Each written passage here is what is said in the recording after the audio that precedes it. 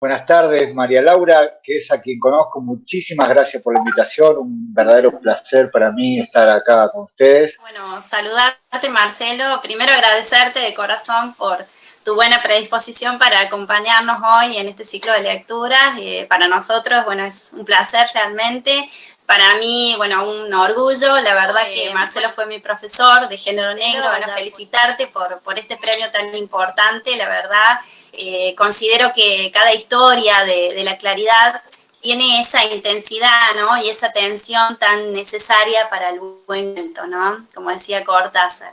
Bueno, María Laura, muchas gracias por todos los piropos. Es un placer estar acá y te agradezco que me hayas conectado con los lectores. De introducir y de descubrir esta claridad que un poco ya nos hablaba Marcelo, ¿no? Que aparece en el título, ¿no? Y que está en torno a la oscuridad. Hablar un poco, ¿no? Sobre la oscuridad de este género narrativo y bueno, contarnos un poco de esto, ¿no? Muchos creen que por ahí que el género negro está siempre vinculado a la muerte, ¿no? O a la investigación policial o al crimen. Vemos el primer cuento de la claridad, que se titula 30 monedas de carne. Ya esa idea se desmorona, ¿no es cierto? Y queda ahí al descubierto la raíz actual del género que tiene que ver con el mal, ¿no? El mal en todas sus formas posibles, ¿no es cierto? Cuánto me alegro que lo hayas aprendido tan bien, María Laura. Así. A mí me apasiona también esto del mal, ¿no? Como eje central de las historias y bueno, y todo lo que lleva a eso, ¿no es cierto? Bueno, y preguntarte al respecto, ¿no? ¿Qué fue lo que a ti te atrajo, ¿no? Del mal para contar historias y si tenés que elegir, ¿no? Alguna de estas formas malignas que desgraciadamente se desprenden, ¿no? Del ser humano y que nos acechan, es decir, nadie está ellas, ¿no? ¿Cuáles crees que te intrigan, te movilizan y te motivan, ¿no? A escribir.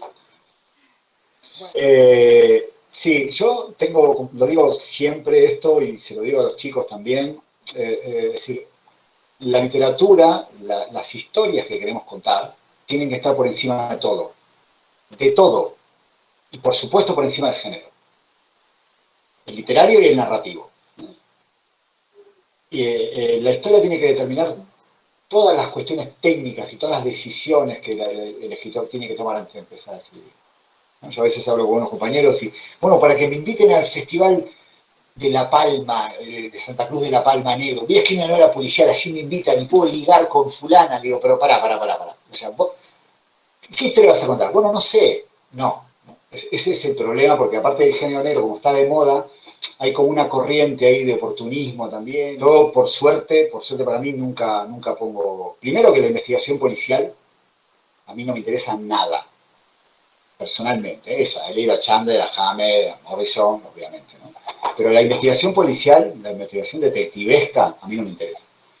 Yo creo que hoy en día, como dijo María Laura, el género negro, que tanto nos pone, excede muchísimo lo policial. Si el género negro es un país, el policial es una provincia de ese país, ¿no? Esta figura es muy ilustrativa y me parece que es lo mejor. Entonces, bueno, yo cuento historias. No sé, el primer cuento, que es el cuento más duro, más descarnado del libro. Que el editor, el librero y la crítica dicen que es negro, perfecto. Dicen que es verde, perfecto. A mí me da igual. A mí me da igual. Exactamente igual. Lo que yo quiero es contar una historia, que tengo una visión yo noir, que tengo una visión oscura, que me gusta mostrar el por qué hacemos daño, ¿por qué hacemos daño, que no tiene siempre que ver con la muerte. Se puede hacer daño sin matar a otra persona, ¿no? ¿Por qué dejamos de querer? O sea, hay un montón de cuestiones que generan oscuridad en la otra persona. Y eso me interesa a mí. Tal cual, ¿no? Creo que después de leer las historias de la claridad, uno puede notar cómo a partir de un simple movimiento no se puede desencadenar la oscuridad, ¿no? Una decisión, ¿no? Una afirmación, un gesto, una palabra y el azar, María Laura. Y el azar también. Al que le damos muy poca importancia. No digo el azar del PRODE, digo el azar de... Hoy vine a este taller y no tomé el colectivo, y en el colectivo iba a conocer a la mujer de mi vida, ¿no? O me iba a pasar algo malo. ¿Por qué me queda...? Claro. ese azar el azar, cotidiano, sí. ¿no? Que determina Sí, tanto. Creo que ahí, eso también me parece fundamental, ¿no? El azar, ¿no? Que bueno, que tampoco lo podemos controlar, no es algo que controlemos, pero sí nos podemos parar a pensar, mira, si yo no hubiera hecho esto, o si no hubiera tomado esta decisión, no me habría pasado esto, bueno o malo, ¿no? mm, tal cual. O ¿sí? A partir de este momento, ¿por qué tardé un minuto más? ¿Por qué no tomé ese tren? Se me fue y tomé el siguiente, ¿no? Tal cual, sí, Bueno, no así sé, es. y el tren descarriló, quiero decir, ¿no? Como que si no pasa Sí. nada, da igual que tomemos el siguiente. Este, vos hablabas al principio un poco también de los recursos, ¿no? De esta claridad tan interesante en cada historia. Hay un recurso que a mí me interesa resaltar mucho, que aparece en 3 de las historias, que justamente es este narrador omnisciente, ¿no? Recordamos que es aquel que todo lo sabe, que sabe lo que piensan y sienten los personajes, que nos anticipa en estas 3 historias un hecho trágico que todavía no ocurre, ¿no? Pero que va a suceder en el futuro narrativo. Y como lector nos deja ahí expectante, ¿no? El deseo de saber cómo, a ver, cómo va a ocurrir eso y en qué momento el narrador nos va a asestar ese golpe que ya nos viene anticipando. Si me permiten, a mí me gustaría compartir algunos de estos fragmentos de estas 3 historias. Uno de ellos es 30 monedas de carne, el cuento, y nos encontramos con fragmentos como, por ejemplo, el siguiente. Todos lo saben, pero en la última bifurcación tomaron el camino equivocado y están yendo en dirección contraria al pantano y al camping. Tal vez Marta lo empiece a intuir, pero no, ni siquiera eso. O mejor, cuando comience a intuirlo, incluso cuando tenga ya la certeza, será tarde y tampoco le valdrá de mucho. Será tarde, ¿no? Y no le va a valer de mucho. Y también resaltar eso de ninguna de las dos lo sabe, ¿no, Marcelo? Y solo lo sabe el narrador y el lector. ¿Crees que una de las ventajas también de aplicar este recurso es esa complicidad que se genera, Sí, ¿no? Entre el narrador y el lector? sí, sí, totalmente. Es una complicidad necesaria. Porque yo creo que, por ejemplo, en este caso, el recurso a mí me vale para generar tensión. Son textos, son cuentos largos, insisto, muy difícil de sostener la tensión narrativa, un elemento inherente al género. Y este recurso, entre otros, este feedback, este secretito que le doy al lector, que el narrador, perdón, le da al lector, genera una complicidad externa a la historia y funciona muy bien, ¿no? Bueno, genera tensión, ¿no? Vamos a hablar técnicamente. Yo en los clubes de lectura no quiero dar mucho la castaña con lo técnico, porque hay gente, o sea, a mi madre no le importa el futuro narrativo. No sabe lo que es ni quiere saberlo, pero lee y funciona. Y Claro, eso es lo que vale. y El funciona. resultado es lo que vale, Claro, ¿no? Lo que pasa es que a claro, Laura sí claro. le interesa porque la tengo adoctrinada con esto. Y claro, y aparte Laura Sí, escribe y a mí me ficción. interesa cómo elegir ese momento, ¿no? Cómo elegir ese momento oportuno para aplicar estas fugas hacia el futuro, ¿no? Que dejan Sí, al sí, presente es de la interesante. narración tambaleando, ¿no? Sin, como se dice ahora, Sí, espolear la historia, ¿no? Es algo que lo sí, planeas.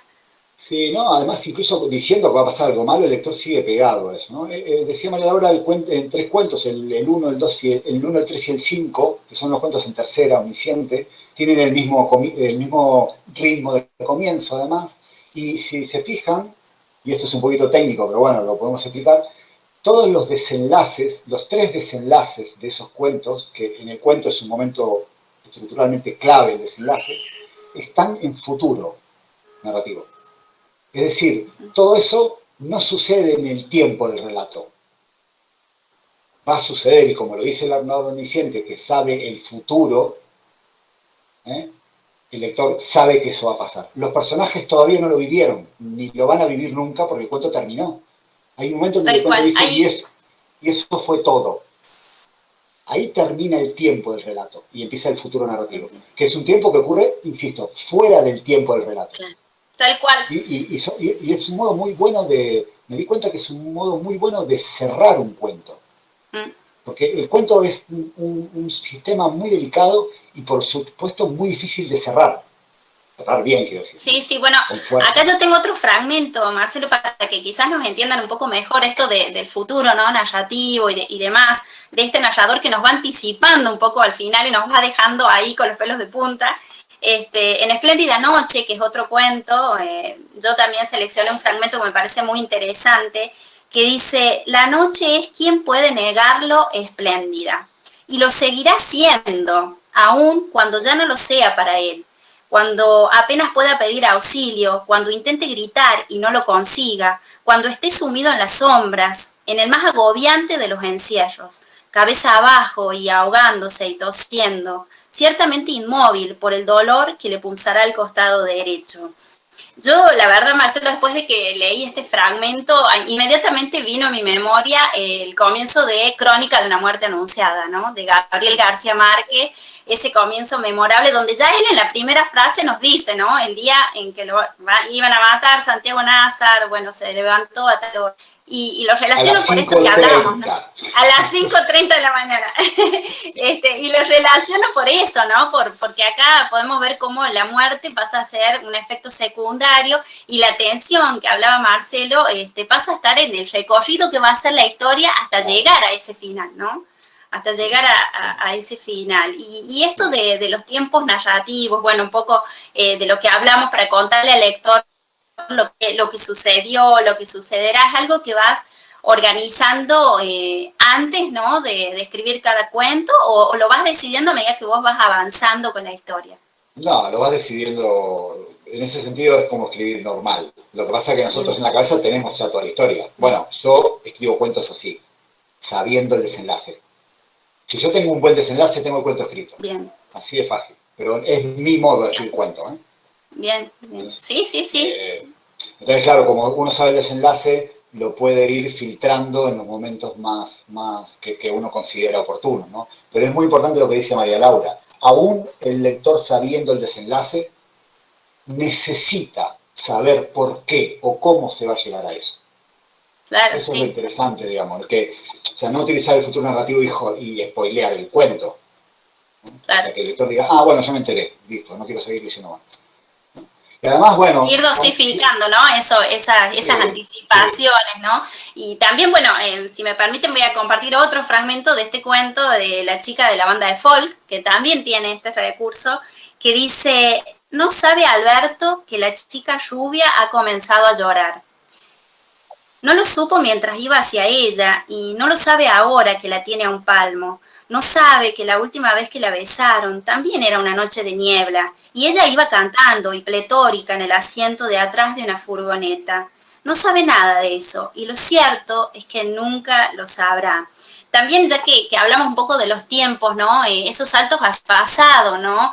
Hacia lo que sucedió antes del aquí y ahora, ¿no? ¿Crees que eso también le ayuda a mostrar y a contarnos a los lectores dónde nace esa penumbra que luego va a ir como cubriendo a todos los personajes? Sí, en ese fragmento puntual que leíste, ¿todos leyeron el libro? A ver si cuento, yo siempre cuento los finales, soy un desastre, presento el libro y cuento los finales, me tienen que parar. ¿Leyeron, casi todos los presentes leyeron el libro? No, uy, la chica de la banda de folk, no puedo decir nada, estoy terriblemente... No vamos a adelantar nada. No, bueno, en ese fragmento que leyó María Laura, concretamente, además de ese futuro, era necesario utilizar el pasado, otro momento del tiempo, ¿no?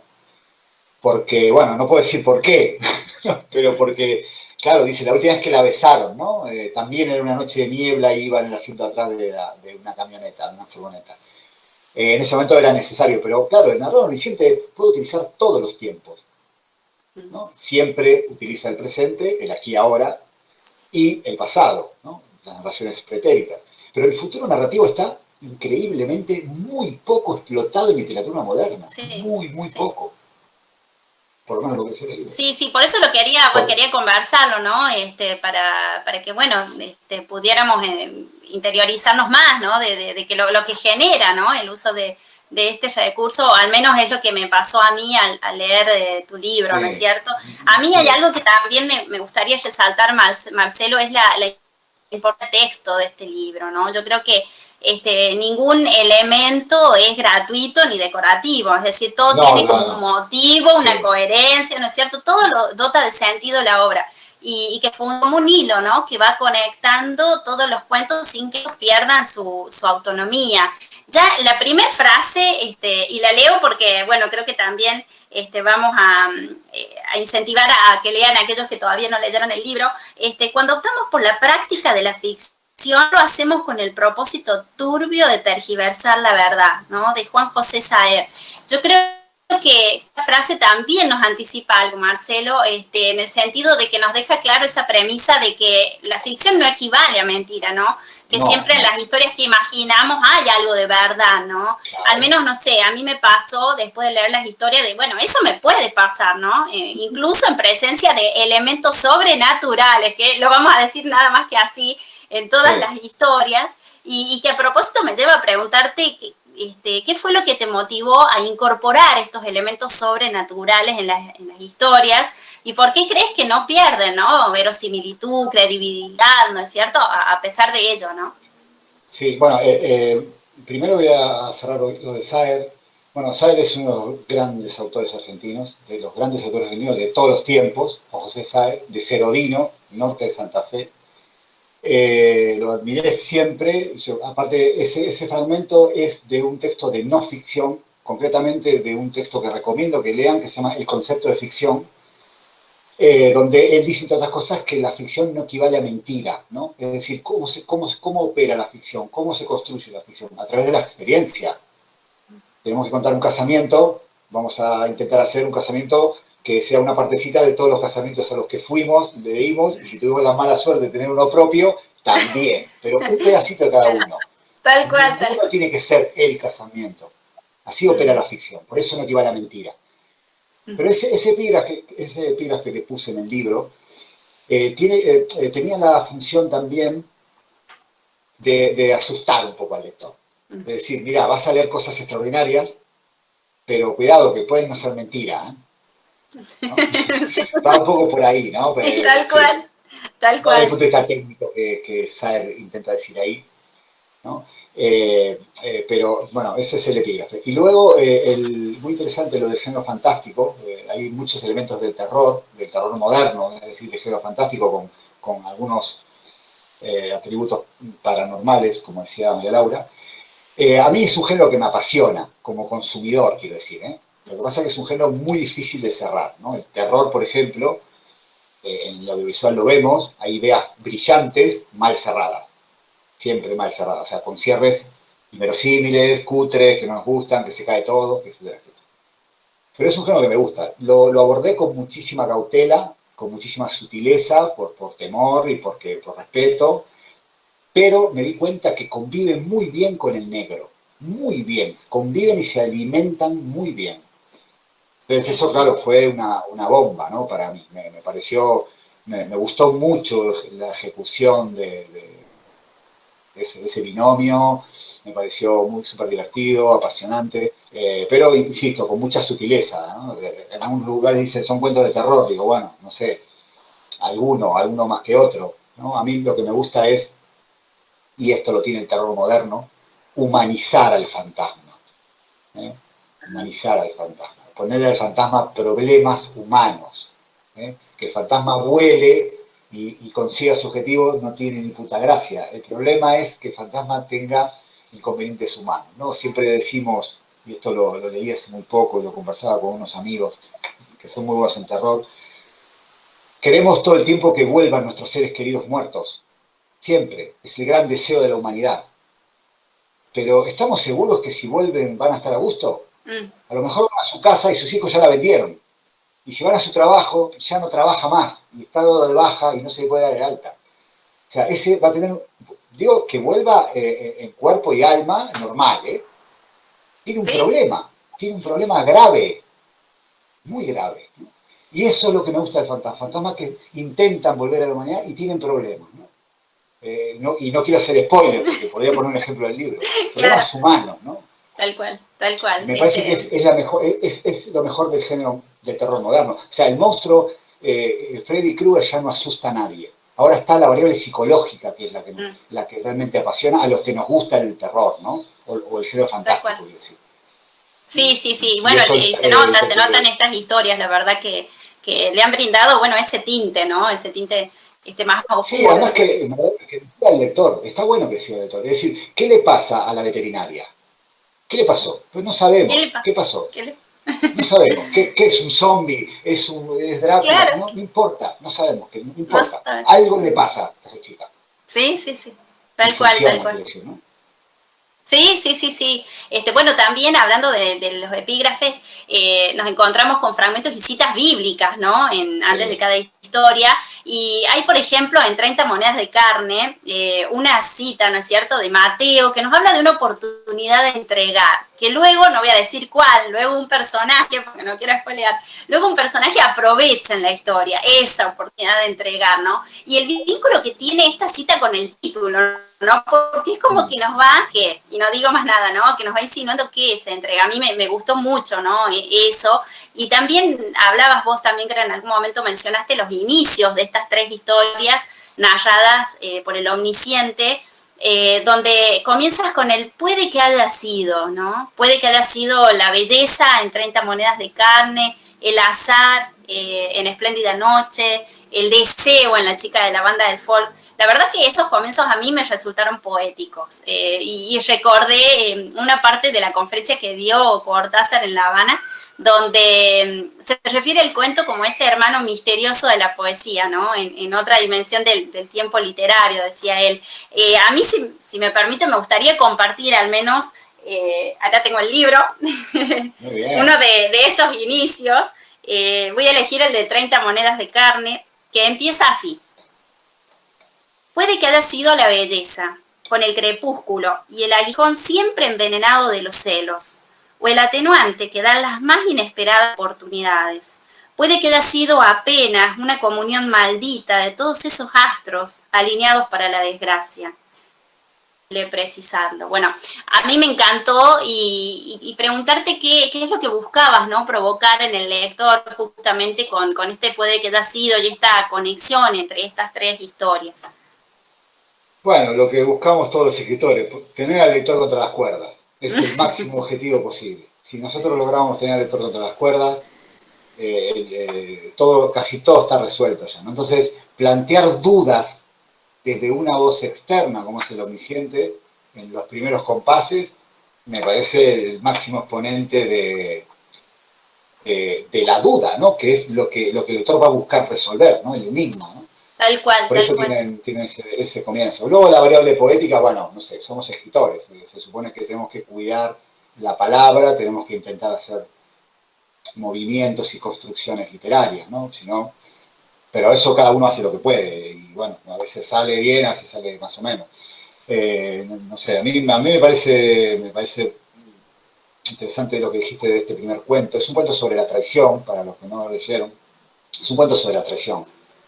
Y el máximo ícono de la traición es Judas, ¿no? Por lo menos porque somos laicos educados en el catolicismo. Entonces, claro, 30 monedas de plata, que es el famoso elemento que se recorre ahí, y aquí son 30 monedas de carne, ¿no? La traición no va a ser por dinero, no por otra cosa, mejor, ¿no? Por el cuerpo, ¿no? Y eso está bien. En ese cuento, Marta, que es el personaje terriblemente negro, una de las 2 chicas, un cuento de 2 chicas que salen de un camping en bicicleta y se pierden. Marta, una de los personajes, la otra es una chica noruega, extranjera. Marta tiene mucha envidia, tiene muchos celos, tiene celos físicos de la otra persona, ¿no? Y lo que va a hacer es traicionarla, pero no está planificado el mal en ese cuento. Es algo que siempre intento destacar mucho. Siempre hablamos del mal absoluto como el mal planificado, ¿no? Hablamos de Auschwitz, la planificación del mal. Eso es el mal como el mal absoluto. Acá Marta no lo planifica. Digamos que les surge la oportunidad de traicionar y de salvarse sin importarle en absoluto el otro. No lo planificó. Y aún así, sin estar planificado, es un índice de maldad muy alto. Altísimo. Tal cual. Y ahora que hablas de los 2 personajes femeninos, ¿no? Llamativo que aparezcan, bueno, personajes femeninos contundentes en todas las historias. En Espléndida Noche también, incluso hay una suegra ahí dando vueltas que inquieta la mente del protagonista. Y una esposa a punto y una esposa.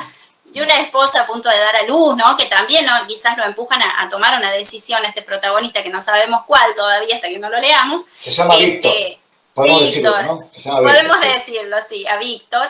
Y bueno, preguntarte eso, si también buscabas que ello también funcionara como una comunión, ¿no? Entre las historias, o no, o simplemente se dio. ¿Qué cosa? Personajes femeninos, ¿no?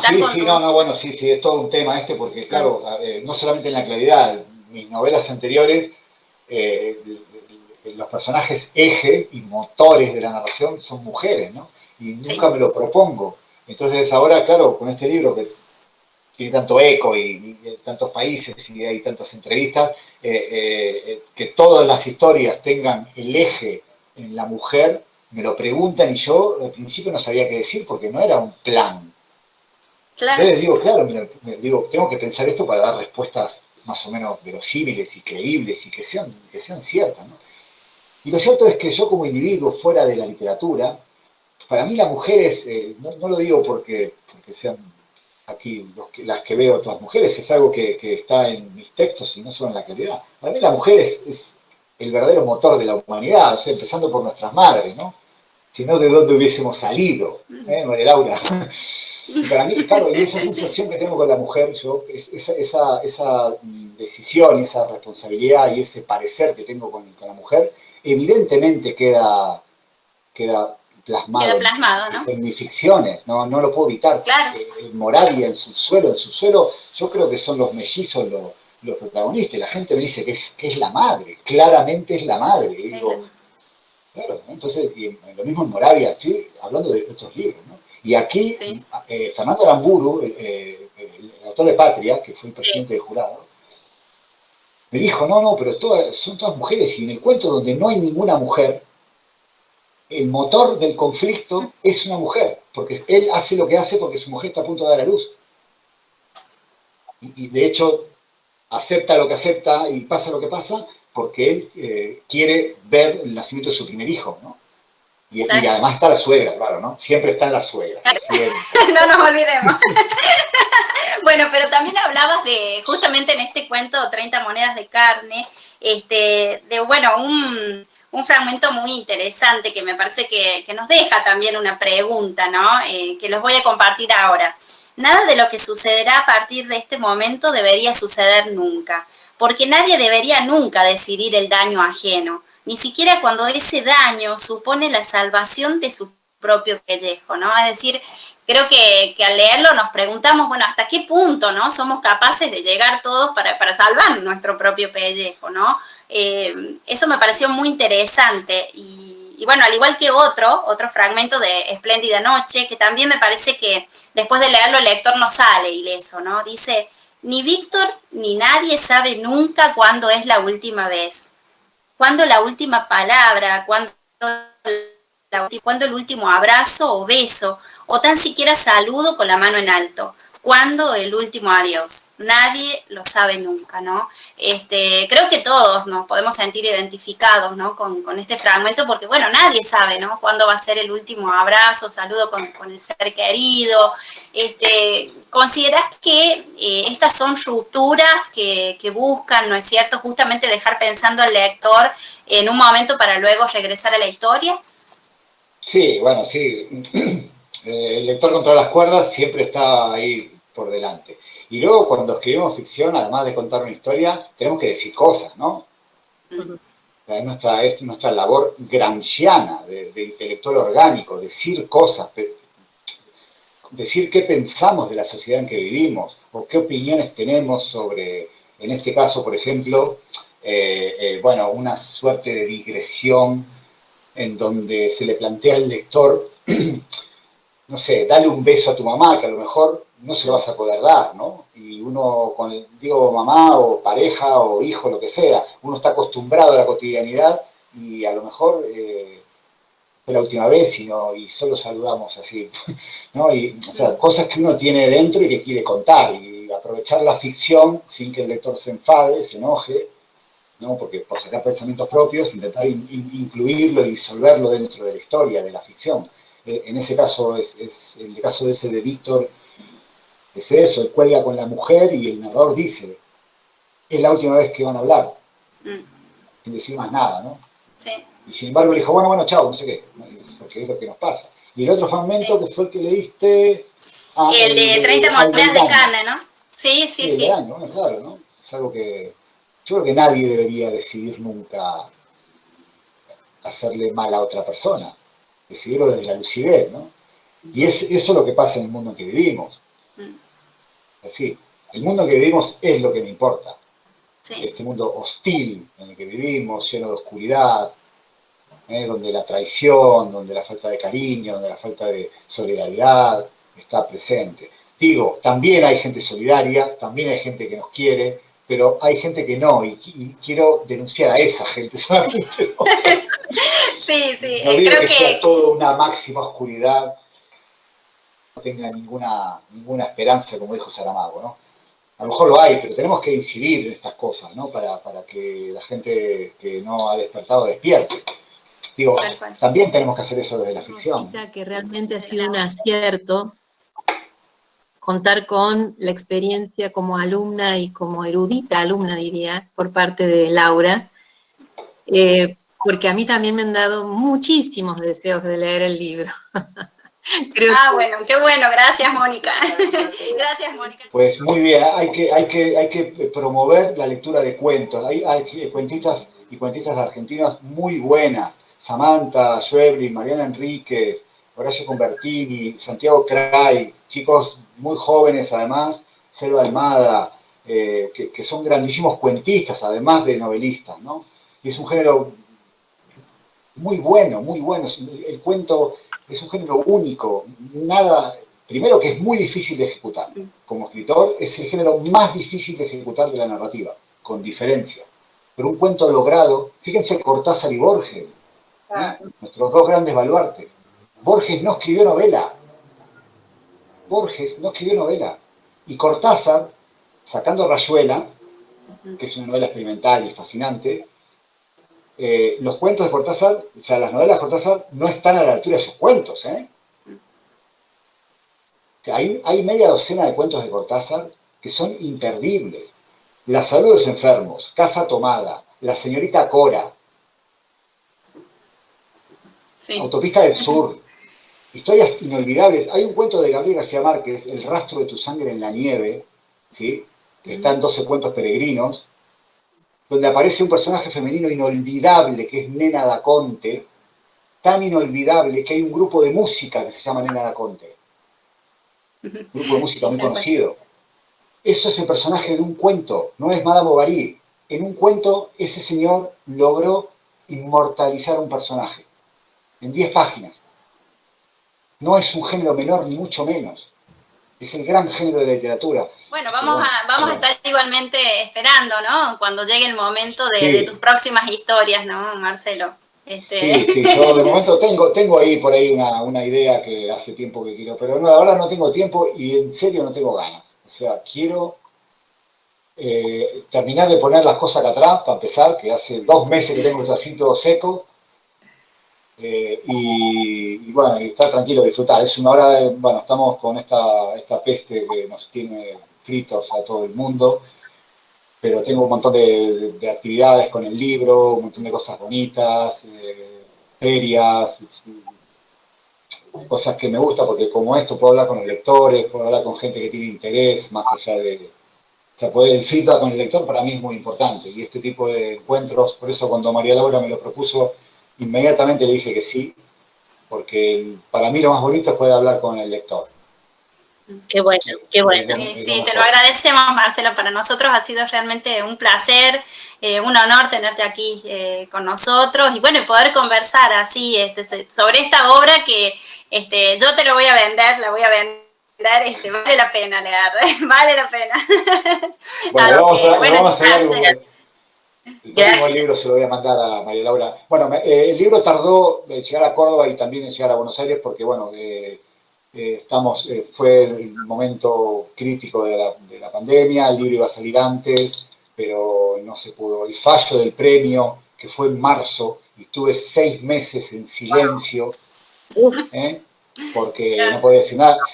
La rueda de prensa se dio en julio, cuando nos abrieron la jaula un poco, claro, porque estuvimos confinados desde marzo, se confinó acá más o menos en el mismo momento que en Argentina. El 10 de marzo, el libro lo pone, fue el fallo. Me llamaron por teléfono. El 14 confinamiento domiciliario, en España. Y estuve 6 meses en silencio. Guardándote la emoción de compartir.